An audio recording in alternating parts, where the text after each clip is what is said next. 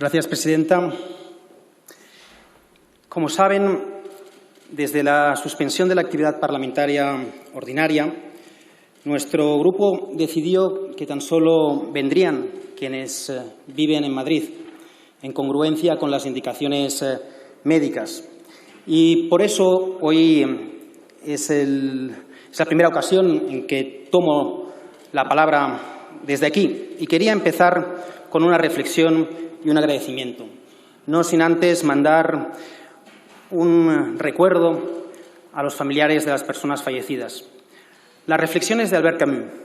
En su libro La peste se hacía una pregunta que muchos nos hemos hecho estos días: ¿cómo derrotar al virus? Su respuesta era sencilla, pero contundente: con decencia. La decencia que se ejerce no desde el sálvese quien pueda, sino desde los lazos de fraternidad, de cooperación, de empatía, que ponen lo que nos une por encima de lo que nos separa.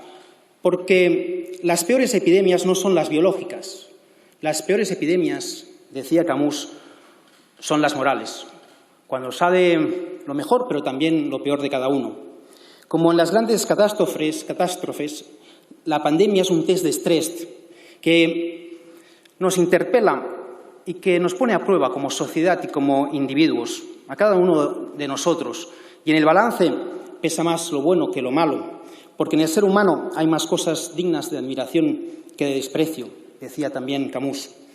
Y lo hemos visto en el esfuerzo titánico de quienes trabajan en nuestro sistema sanitario y en otros servicios esenciales. A ellos y a ellas les quería dedicar el agradecimiento. Vuestra decencia es nuestra vacuna contra el coronavirus. Muchas gracias por tan noble tarea. Muchas gracias también a la mayoría de ciudadanos que algunos hoy nos están escuchando y han demostrado una gran capacidad de sacrificio en estos momentos dramáticos. Sin embargo, señorías, esta Cámara ha vuelto a ser testigo hoy, como en otras ocasiones, de cómo en las mismas circunstancias puede emerger también lo peor, la mezquindad y la indecencia de la epidemia moral. Lo hemos repetido muchas veces. No es una novedad que la derecha tenga una visión patrimonialista del Estado y que crean ilegítimo cualquier gobierno que no sea el suyo. Lo hicieron con Zapatero, con González y también ahora. Lo indecente es mantener esa actitud en medio de la peor crisis sanitaria global de los últimos tiempos. Y esta actitud no tiene parangón en Europa. Algunos creen que eso tiene que ver con nuestra historia. No por casualidad somos el único país en Europa en el que el fascismo no fue derrotado y se tuvo que pactar con los franquistas en la transición. Y quizás sea eso, no lo sé, pero esa anomalía la ven en Europa. Les leo el Financial Times. En algunos países la pandemia ha permitido dejar de lado las rivalidades políticas. Ese no es el caso de España. Espero, señora Abascal, que después de leer esto no tenga la tentación también de exigir el cierre de ese periódico liberal británico por formar parte de una conspiración social comunista global. Ustedes pueden decirme desde la bancada de la derecha que les digo todo esto porque no estoy en su lugar, no estamos en la oposición. Pero si quieren saber lo que hace una derecha responsable y lo que haríamos nosotros si estuviéramos en su lugar, solo tienen que ver lo que hacen los suyos y los nuestros en los países vecinos, en Portugal y en Francia. Les leo unas declaraciones de Jean-Luc Mélenchon, el referente de Unidas Podemos en Francia. Son de ayer. Lo conocen ustedes porque tiene una gran oratoria, una oratoria a veces agresiva. Pues ayer decía: nuestra estrategia hasta ahora era la del choque frontal, sobre todos los temas, como generador de conciencia política. Pero en este tiempo de coronavirus, el choque frontal no favorece la toma de conciencia. Hace lo contrario, la bloquea. De ahí que hayamos pasado de esa política del choque a una oposición propositiva, constructiva. Creo que eso es lo que haríamos nosotros y creo que eso es lo que quiere la ciudadanía. Creo que la ciudadanía está esperando de nosotros que salgamos de nuestras zonas de confort ideológico, que dejemos a un lado la lucha partidista, porque si no ahora, ¿cuándo?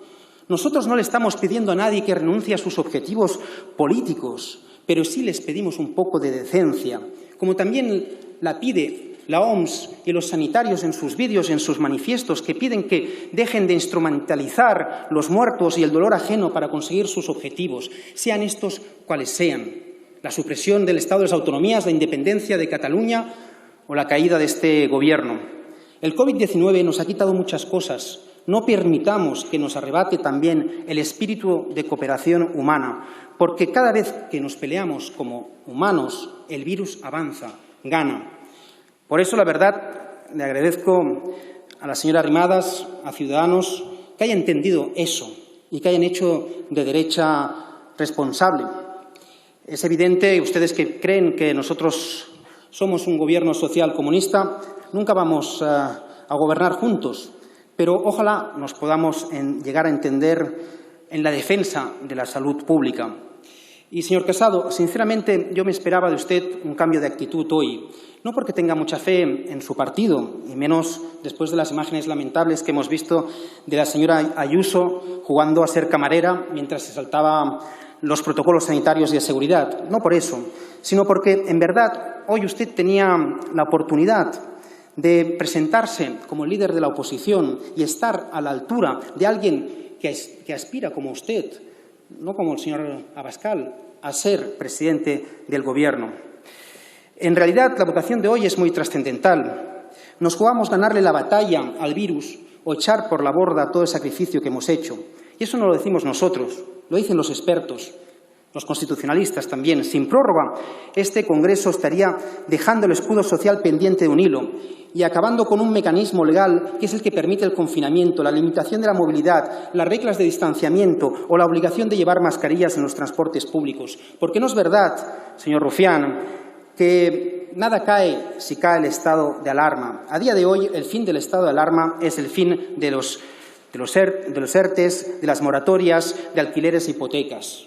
Es verdad que quizás se podrían buscar otras fórmulas. No lo sé si existen. De momento no están. Y la verdad es que muchos ciudadanos están viendo ahora este debate para saber si podrán ir a trabajar, si podrán ir a la playa este domingo o no. Les estamos obligando a estar pendientes de esta votación. La verdad es que, señor Rufián, a usted una vez le dije que la carrera, la competición con Junts solo nos conduciría al precipicio de Vox. Creo que esas palabras hoy cobran más sentido que nunca. Ojalá escuchen más a su compañero Tardá cuando nos decía hace un par de días que tenían que ver más el bosque y no solo la hilera de árboles. Creemos que necesitamos más Tardá y menos Torra. Necesitamos más la Esquerra de Tardá que la Esquerra que vive atada de pies y manos a Torra, como vivía antes atada a la Convergència de Pujol. Necesitamos que recuperen el espíritu de fraternidad de companys que tantas veces usted ha invocado desde esta tribuna para evitar el contagio del sectarismo de Torra, porque solo desde la fraternidad y el republicanismo podemos derrotar al virus de la confrontación identitaria. Y yo sé que usted está más cerca de Tardá ahora mismo que de su partido. Estoy convencido. No he hablado con usted, pero conociéndolo estoy convencido de ello. Porque recuperando las palabras del jefe de la oposición, de la derecha portuguesa, de la que hablábamos antes, la suerte de este plan de desescalada no es la suerte de un partido, ni tan siquiera de un gobierno, es la suerte de todos y de todas, de los médicos o enfermeras, de las cajeras, de las cuidadoras, de toda la gente que necesita ese escudo social y que están pendientes de si puede caer o no con esta votación. Más de 3 millones de trabajadores que dependen de la vigencia del estado de alarma, que dependen del paraguas económico del Estado. Por eso los sindicatos están preocupados y la COE, el IBEX, Ana Botella, le daban apoyo el otro día al señor Casado, según parece. Señor presidente del Gobierno, nuestro grupo parlamentario apoyará esta prórroga del estado de alarma porque la suerte de su gestión es la suerte de todos y de todas y porque estamos convencidos de que usted y el Gobierno harán todo lo posible para llevar el país a buen puerto. A este Gobierno se le pueden hacer muchas críticas, pero lo cierto es que nadie puede poner en duda el esfuerzo titánico que ha hecho en recursos humanos, materiales, para salir de esta crisis de forma diferente al 2008, cuando se facilitaron los despidos, los desalojos, cuando se rescató la banca en vez de rescatar las familias como estamos haciendo ahora. Lo cierto también es que nunca antes nadie había tenido que tomar tantas decisiones en tan poco tiempo, en un contexto tan cambiante, complejo y lleno de incertidumbre. Lo decía otro filósofo, Walter Benjamin, alemán, que mientras actuamos vamos claramente por delante de lo que es nuestro propio conocimiento. Nunca antes eso había sido tan cierto. No hay precedentes de una cuarentena global ni de un parón económico abrupto y sin planificación previa como este. A pesar de los capitanes a posteriori, de los profetas del pasado o de los cuñados epidemiológicos, lo cierto es que todavía hay muchas cosas que no conocemos del virus, ni de su expansión, que va más rápida que nuestra capacidad de comprensión y de reacción como seres humanos. Por eso es importante ser flexibles, no tomar decisiones definitivas. Hay que estar dispuestos a dialogar y corregir sobre la marcha cuando haga falta, sin dogmatismos. Y en ese sentido quiero agradecerle, presidente, que usted haya tenido esa actitud, la actitud de un buen dirigente, de escuchar y de cambiar de opinión. Cuando le planteábamos, por ejemplo, los desconfinamientos por zonas sanitarias, que se lo planteen eso, o que los niños y las niñas tenían que ser los primeros en salir de la desescalada. Sin embargo, hay cuestiones en las que necesitamos profundizar. Les señalaré dos. La crisis no puede ser, como advertía Noam Klein, una excusa para dar carta blanca a abusos o arbitrariedades. Y hay imágenes que hemos visto últimamente que no nos gustan, que nos preocupan. Por eso se agradece la rapidez de actuación cuando se detiene, por ejemplo, a la gente que humilló a una persona trans en Valencia. Pero quedan asignaturas pendientes. Las cárceles españolas. Necesitamos ir hacia un confinamiento domiciliario de todas aquellas personas que están en regímenes de semilibertad. O necesitamos ir a un proceso de regularización excepcional para que ninguna persona, haya nacido donde haya nacido, se quede sin derechos. Por otro lado, necesitamos más cultura federal, más gobernanza, porque tenemos una deuda con las comunidades autónomas y con los ayuntamientos. Creo que es justo reconocer que en esa materia, que en la materia de descentralización y de coordinación territorial, nos queda aún mucho camino por recorrer. Es verdad que hemos hecho un paso de gigantes cuando hemos anunciado este fondo autonómico sin precedentes, pero hay que seguir trabajando en esa línea. Y hoy el mejor reconocimiento a la plurinacionalidad del Estado es avanzar decididamente hacia una salida descentralizada de la crisis, con gobernanza. Hay que escuchar más a los territorios que están más cerca de los ciudadanos, los ayuntamientos, las comunidades autónomas. Y termino, presidenta, como empecé, con la reflexión de Camus. La peor pandemia, decíamos, es la moral. La pandemia de la desconfianza, el egoísmo, la insolidaridad o del miedo. En el instante en que el miedo aparece, acostumbra a volverse pegadizo, sofocante y rápidamente contagioso como un virus. Entonces tiene efectos como el aislamiento, la resignación, la sospecha del vecino, porque el miedo encoge, paraliza, vuelve a la gente más conservadora, más fanática, más desconfiada. Con el miedo se rompen afectos, vínculos y se expande el individualismo con sus múltiples formas de egoísmo.